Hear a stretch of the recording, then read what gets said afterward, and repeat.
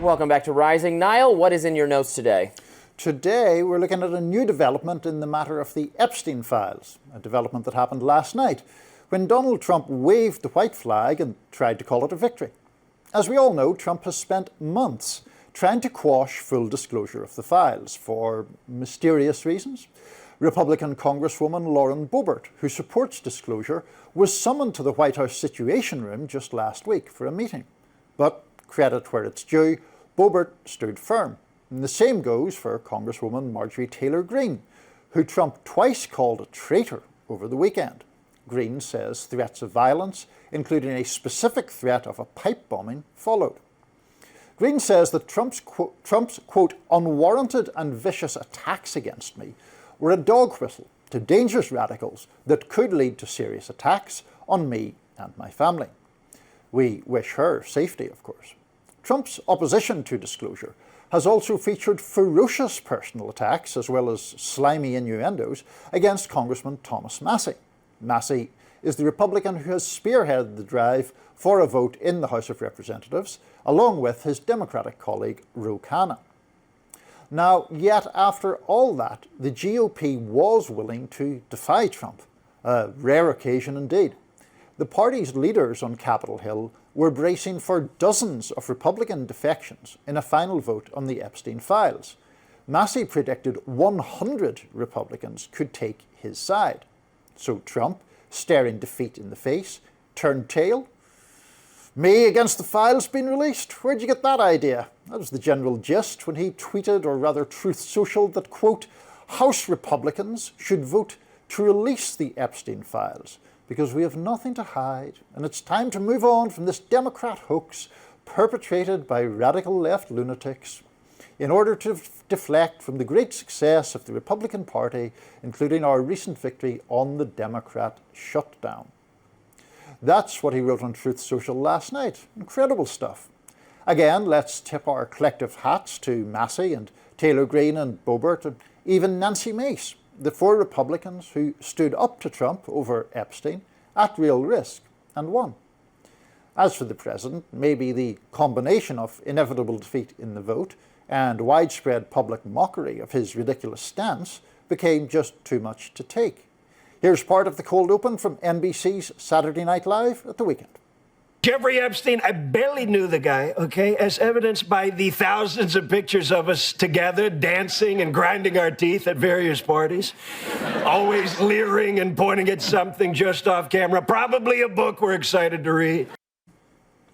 The Trump impersonator there. Now, of course, it's good that Trump has finally lifted his opposition to releasing the files. Let's see them. But will we? I hope he's not just playing games. Because you see, on Friday, right before Trump made his U-turn, he called on the Department of Justice to begin investigating some people who are mentioned in the Epstein documents. Not himself, of course, and not any other Republican either. The only individuals he named were Bill Clinton, Clinton's former Treasury Secretary, Larry Summers, and Democratic mega-donor Reid Hoffman. All three deny wrongdoing, just as Trump himself does. But the problem here isn't just Trump once again ordering the Justice Department to go after his enemies, or even Attorney General Pam Bondi's meek compliance. It's also the danger that all of this is just a tactic. It could be that even after Congress votes, Trump and Bondi turn around and say, well, you see, these files are now part of an open investigation. We can't release them after all. Sorry. That would be extremely cynical, but this is Trump we're talking about. So the extremely cynical is extremely possible. It's not just me expressing this fear, it's also Thomas Massie himself. Here he is on ABC's This Week yesterday. The president's been saying this is a hoax. He's been saying that for months. Well, he's just now decided to investigate a hoax, if it's a hoax. And I have another concern about these investigations that he's announced.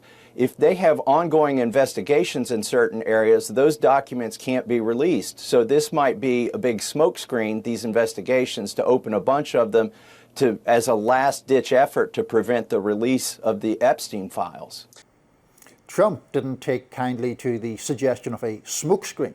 Here he is being asked about Massie's comments last night. Mr. President, Representative Massie he's concerned that the Epstein probe you are calling for could be a smokescreen to block the release of more files. Is that the case? Well, I don't want to talk about it because fake news like you're a terrible reporter, and fake news like you, they just keep bringing that up to deflect from the tremendous success of the Trump administration. Who's actually doing the deflecting here? The increasingly tiresome attacks on the fake news are obviously intended to deflect Trump supporters from noticing that he didn't actually answer the question. Let's not kid ourselves. Yes, it's good that Trump has been forced to bend in the face of pressure. It's very good that Republicans were willing to stand up to him for once, and that the House is set to vote. But there are still plenty of hurdles to be cleared before we get to see the files. Let's believe it when we see it. Very good stuff, Niall. I share Massey's concern absolutely that starting new investigations into individuals who I think we would learn more, frankly, about what, for instance, Larry Summers was up to, and some of it looks quite bad from the emails that have been deleted. Yucky, not bad in any kind of criminal sense. Right. I think we would learn by just having the files released at this point. Another investigation that's going to generate more documents that we don't get access to, I'm sick of it. I don't want it. This is flashbacks, massive flashbacks to the effort to release COVID origins investigations. Remember, this was something that Congress voted for and Joe Biden signed, that we would make public all the information about that the government has about where COVID came from. And instead, all we got was basically a press release summarizing that, well, these are the government agencies that think it came from a lab. I know which ones think it came from a lab. I want to know why they reached that conclusion. I want to know the specific information. For example, I can think of a number of things that would cause them to conclude that. They have evidence of people getting sick in that lab predating the initial wet market event, right? Or any confirmed cases of COVID prior to the wet market event makes it, okay, it's a lab. That's a smoking gun, especially if you have flu in that lab itself. Or that military Olympics team or whatever that was there that got sick, something like that. That would be information. That's what I want to know. I don't want to know what the FBI thinks. I already know what they think. Sorry to derail the conversation, but it's like that. I don't want a summary. I don't want a summary of the investigation documents. I want the documents themselves. That's what they should be voting to release. And there is a very real fear that this new investigation could block this. Trump is now taking the position he clearly should have taken from the get-go, that J.D. Vance and Kash Patel and so many other senior administration officials promised, which was to release them. And if it's going to look bad for certain people, I think it's just you're making it look worse, because now all eyes are on these things, when you could have argued that a much smaller subset of MAGA people are all who cared now. Now the Democrats, I think they care about it for cynical reasons, but their base, the base didn't know what Jeffrey Epstein scandal was. Now the base knows, and the mainstream media will be covering it more aggressively. Yeah, look, Trump has put an enormous cloud of suspicion over himself by his resistance to having these released. Had he come out with this kind of statement at the start, he could have kind of lanced the boil, assuming, of course, that there isn't anything catastrophic in the files, which, this is where the suspicion Can you imagine comes something from. Catastrophic emerging about Trump at this point anyway? Like, what a man who's been accused of sexual misconduct a number of, and I'm not saying this is an anti-Trump partisan or something, but his enemies have put forth numerous things that they consider disqualifying. I hesitate to imagine. He himself has said, and he's correct, I could shoot someone on some street in New York and no one would care. Like, there's something to that. I can't imagine what would be catastrophic enough to actually doom his presidency. Maybe. I'm getting flashbacks now to many decades ago. A governor of Louisiana said he was so far ahead in his race for re-election that the only thing that could derail him was a dead girl or a live boy being discovered in his bed. So maybe we're in that kind of category, but I don't know. No, we're in an intersectional, post-woke time where that doesn't matter. We shall see. All right, Lindsay, what's in your lens today? I came back with a lot to discuss. So I've been thinking a lot about what's currently going on in Charlotte, because it wasn't just another immigration operation. It was a political stress test, in my mind, dropped right into a purple state that both parties desperately need to win any federal election. According to the Department of Homeland Security, more than 130 people were arrested through Sunday, 81 in a single day, marking what immigration advocates called one of the largest sweeps in recent state history.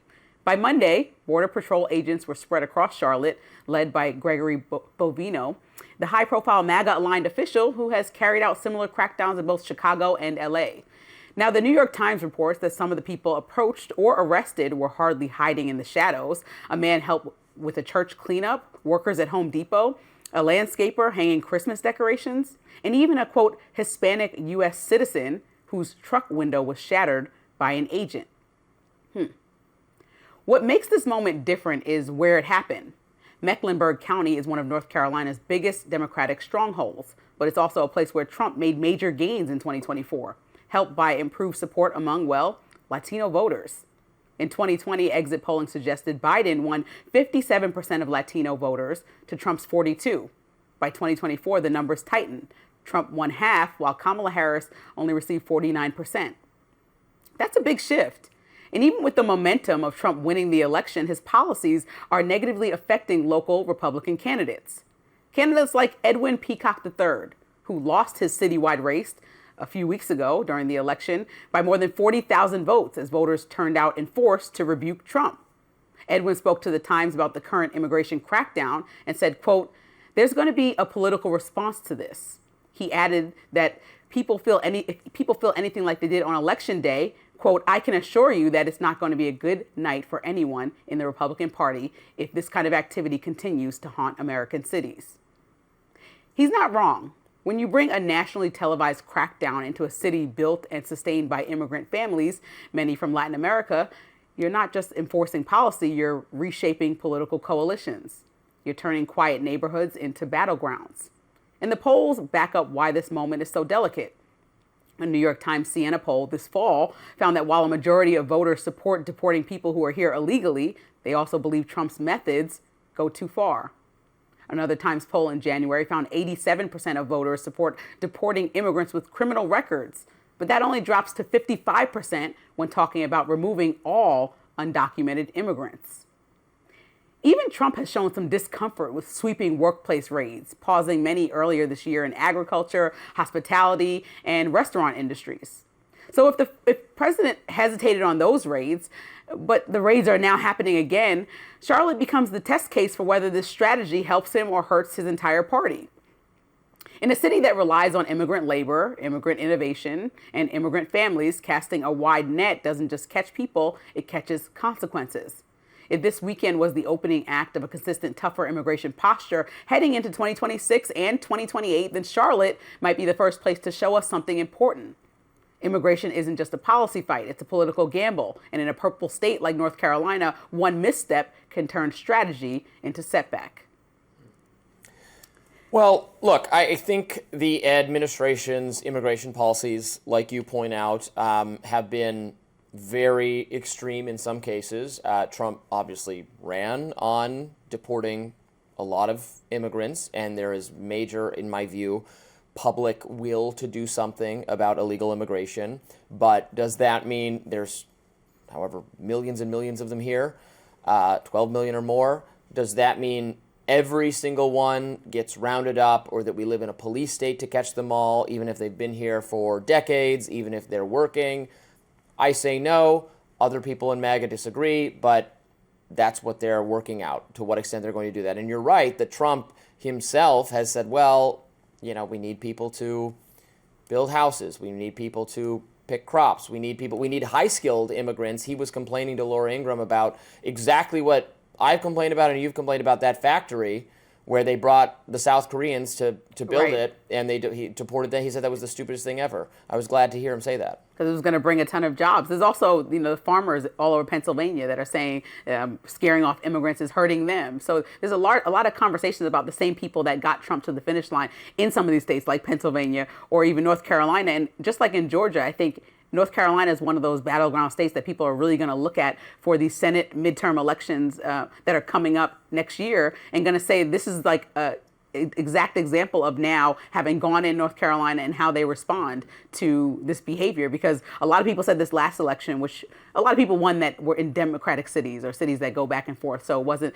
as much of a blue tidal wave as it was just exaggerated for the news. They won and they were expected to win. Some people were upset in this last election 2 weeks ago. But when we look at the midterms, it's a more significant election to see about how many people that Democrats or Republicans have in these chambers, and then also what the election looks like, how much support the president has to continue forward with policies going into a major election where the president, I'm assuming, hopes that another Republican candidate can win. So these policies don't go without some type of rebuking or rebuttal, especially if people are feeling the same way they said they're feeling about things like the economy and the way that his policies are affecting them. So a lot of people are saying directly, like, well, no immigrants here is affecting our communities negatively, even though we would like the criminals to be removed. Even though we do think that people should not just come here willy-nilly, we don't think that you should be scaring people in the streets and arresting American citizens that might look Latino. That reminds me and is very reminiscent of stop and frisk, which we know was very uncomfortable failure of racial discrimination that took place in New York.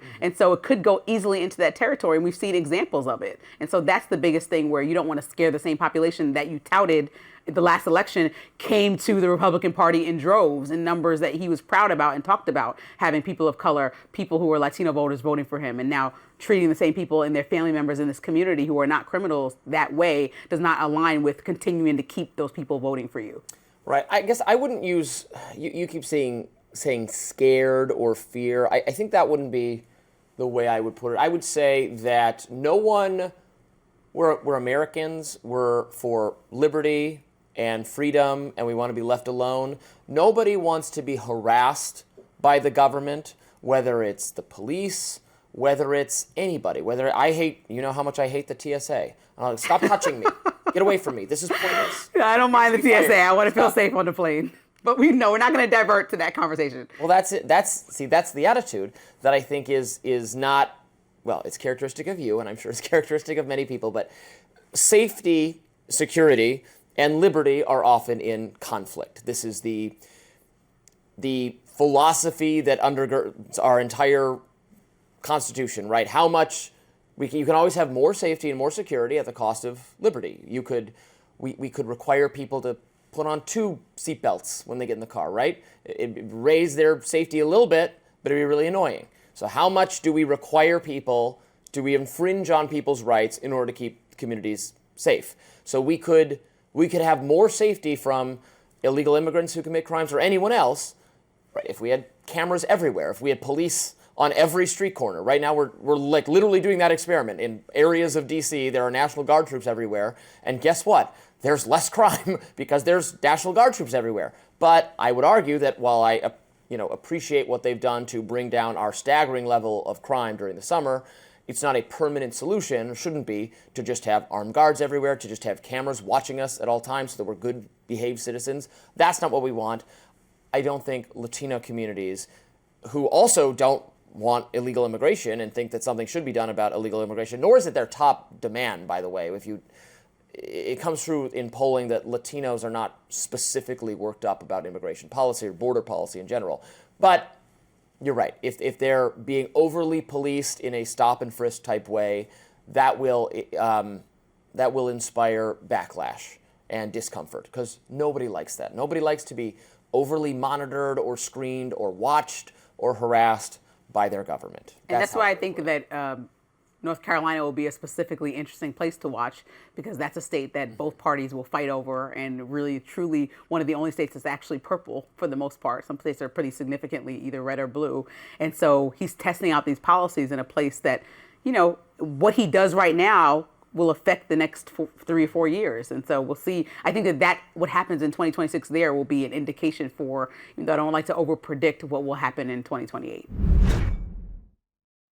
All right, Lindsey, what's in your lens today? Yes, we got a lot to talk about. So one thing you learn fast when you cover global stories and spend time on the ground in different countries, hosting a World Cup is transformative.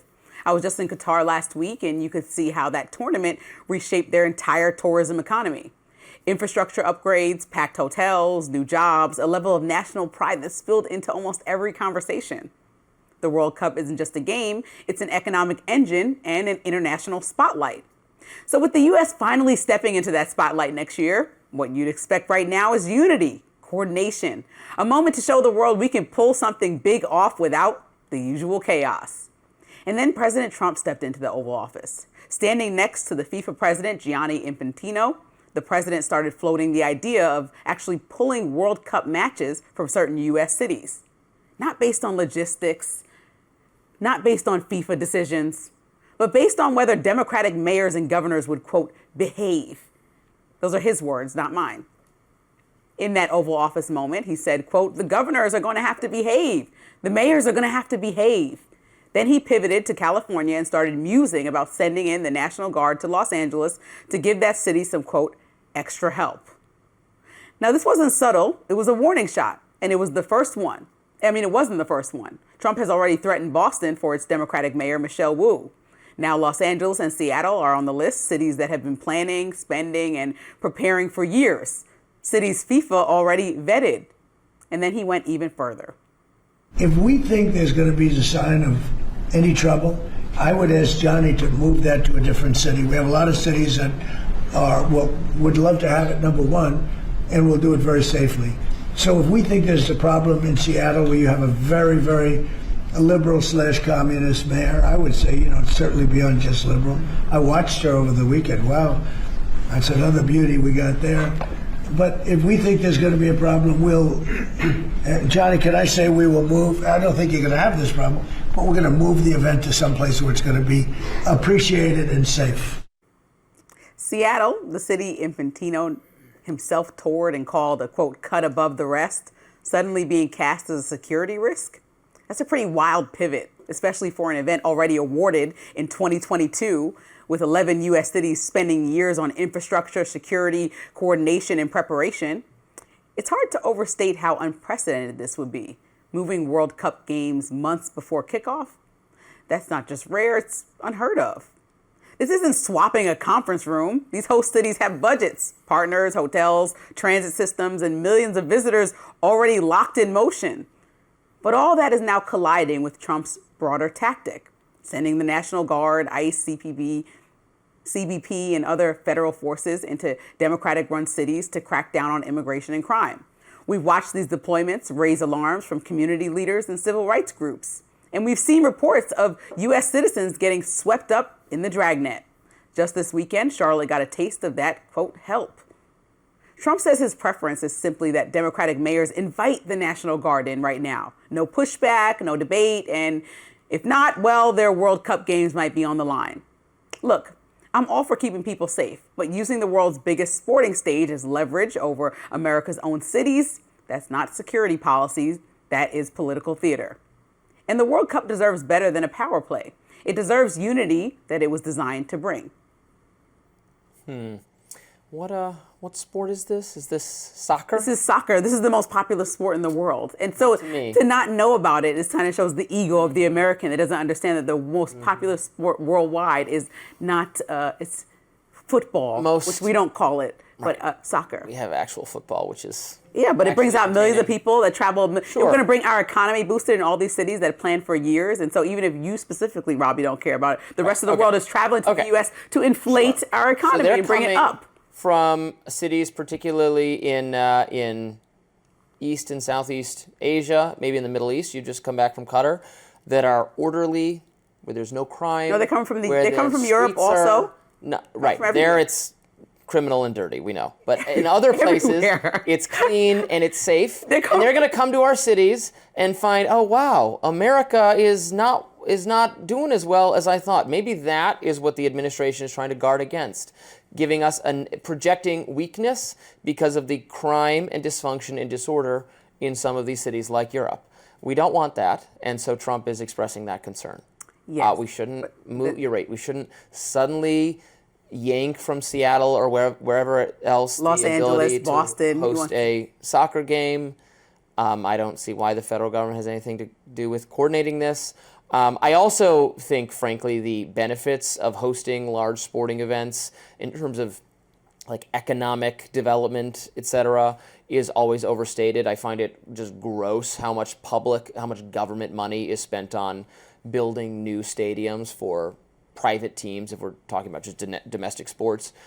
Yes, you get an economic boost, but think about all the money you spent to build the infrastructure in the first place, right? So it's not so much a net increase necessarily as just shifting resources from one group, from the tax base of the area to some other, to the vendors and merchants and those things. So I'm skeptical of that as well. But I think that's the administration's fear, that we would look like our cities are dysfunctional. Well, I think that he should have conversation, like I said about the National Guard in the beginning, and not first threaten publicly and then get mad when a mayor or a governor says, oh, no, we're not interested in that route. Let's discuss about long-term ideas like community policing, or trying to figure out what a long-term solution looks like. But since he skipped those steps, it already caused tension, like coming at the Democratic mayor of Boston. And obviously he has a beef with Newsom. They're back and forth, who is overseeing California. And just picking out certain cities, why doesn't he try to figure out how to work alongside these people to make it the best World Cup ever? Community He's threatening. How does it look, though? More policing. It means more. It means finding people that are close to the community to police the community, as opposed to the National Guard, who is completely outside of the community, just coming in with military uniforms and standing there like we have in DC. Well, if I can get the Democrats to admit that we need more policing, then yeah, okay, we can talk. That's an idea they found very, very baffling. There's a long list of things that we can do, but I also think that when you're looking at the world that's watching us, and America gets out of its own ego and understands that the rest of the world will come here to support and continuously support the World Cup because they care about soccer more than Robbie does, that even after the games are over, people will still come, as I saw happening in Qatar, to see the stadiums or to see all of the different monuments that end up, like, government pays for, to be there to commemorate the fact that a World Cup was hosted there. And so this is not all to go to waste. This is something that brings national pride and brings attention to certain cities that maybe people weren't going to travel to. People might come and go to New York all the time. That's like the #1 international tourist destination, right?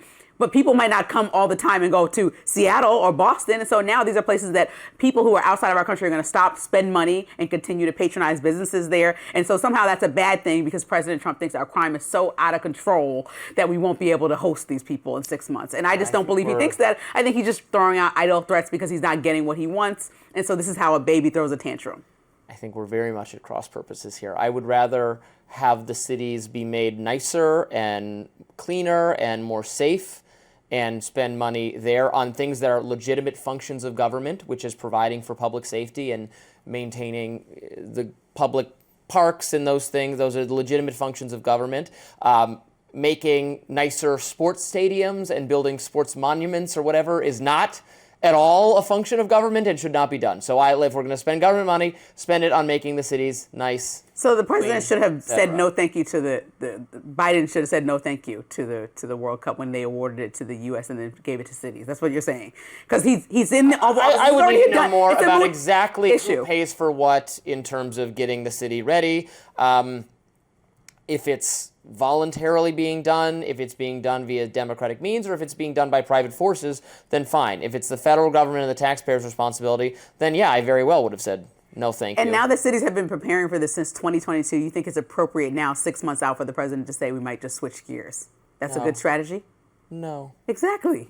So what are we doing? We're just embarrassing the U.S. I'm in just front of giving you everybody. the Trump administration's point. We don't want to be embarrassed when they show up, and it's a mess. Lindsey, what is in your lens today? Let's talk about it. So if you look at the results from this month's elections, one message rings louder than campaign ads. Americans are worried about the economy. So you'd think a moment like this would send President Trump straight to a manufacturing plant in the Midwest, or maybe a town hall table in the heartland to talk about the cost of groceries. But instead, the America First president keeps stamping his passport. Just this week, he rolled out the red carpet for Crown Prince Mohammed bin Salman. At the same time, the New York Times reported earlier this week that Trump signed off on a CIA covert action plan in Venezuela.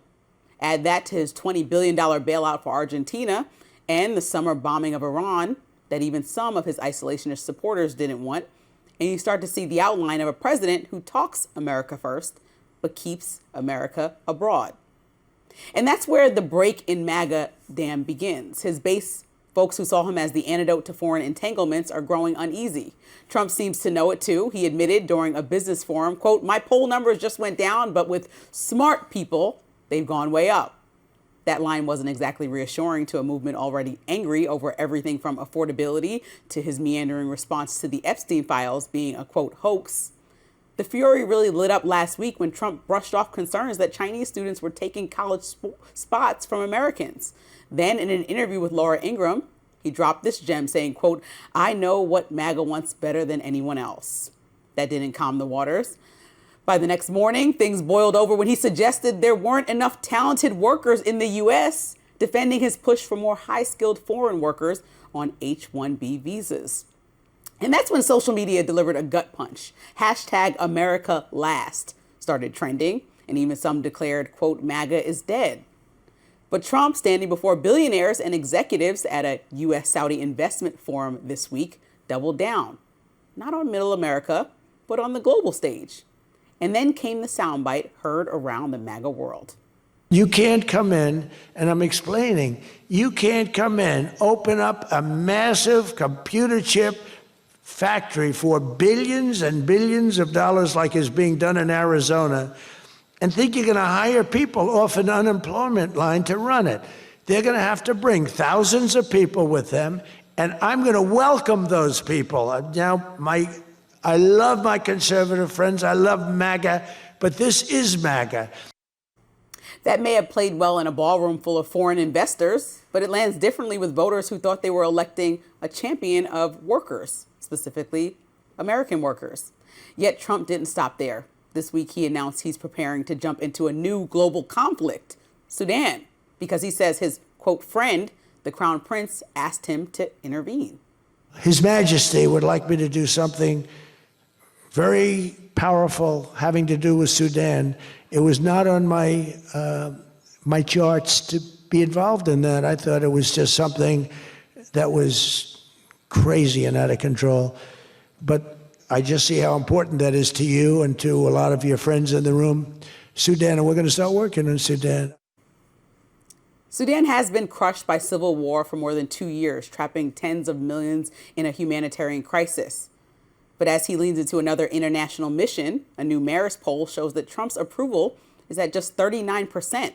It's actually his lowest since right after January 6th, when the attack happened on the U.S. Capitol in 2021. So here's the question I keep coming back to. How long can you run on, quote, America first, while spending so much time everywhere else? Well, look, on Sudan, I definitely don't think we should get our military involved in a foreign civil war. So I very much hope that that's not what he was suggesting. If we can help to foster peace through diplomacy, as we've tried to do in other areas of the world, that's absolutely fine. So I hope that's what he means.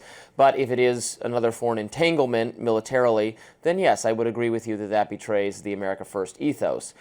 His earlier remarks about building the factory, I agree with 1,000%. Trump is completely right about this. I don't care who's crying about it on the left or the right. We have to get serious. If we want to build things here for national security reasons, we can't rely on it to be built in China or Taiwan or wherever. It's got to be built here. Okay, you need smart people to build it.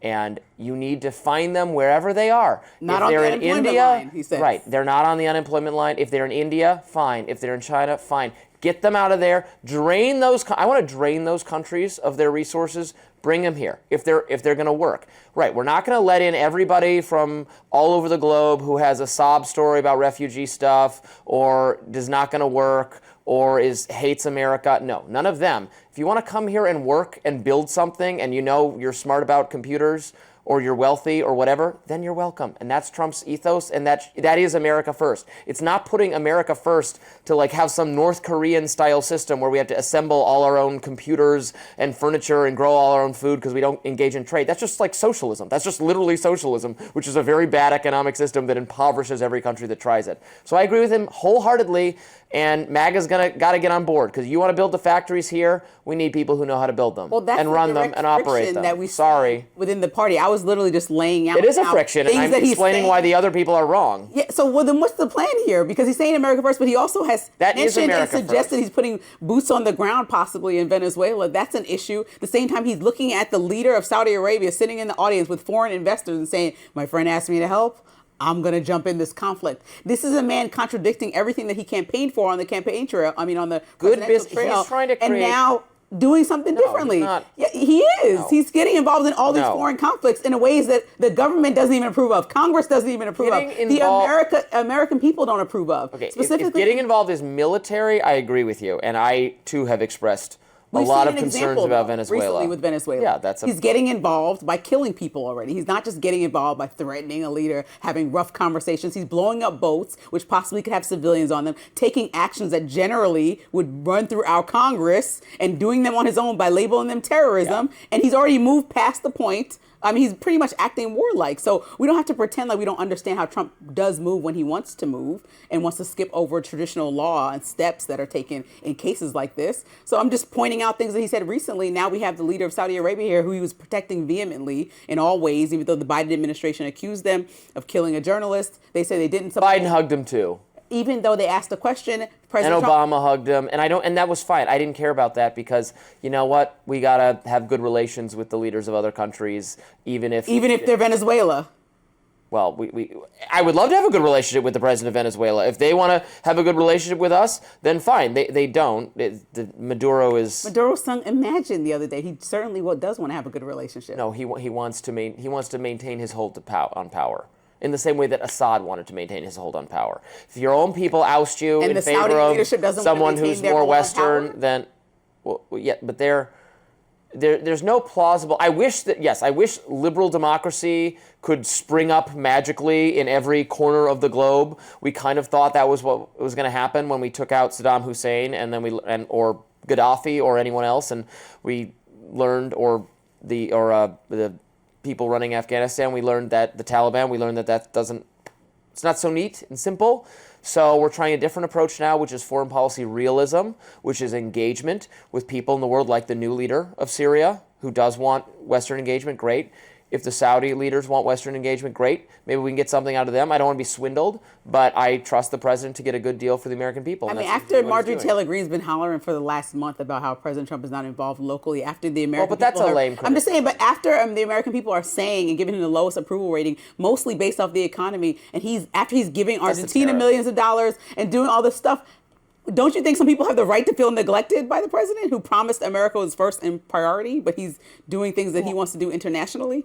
Like, I'm just trying to... The international landscape affects Americans, too, in terms of the performance of the economy. The performance of the economy is tied to investments in other countries, global instability. So bringing down global instability, having positive economic engagement, hopefully getting rid of tariffs. That's what's really driving up prices, and that's what people are reacting to. And that's the part of his policy that I think is most There has to be bad. Some kind of saying out there, like cleaning up your own house is important before you go trying to clean up somebody else's house. We have a lot going on in our country economically. A variety of things. And people are calling for the president to clean that up.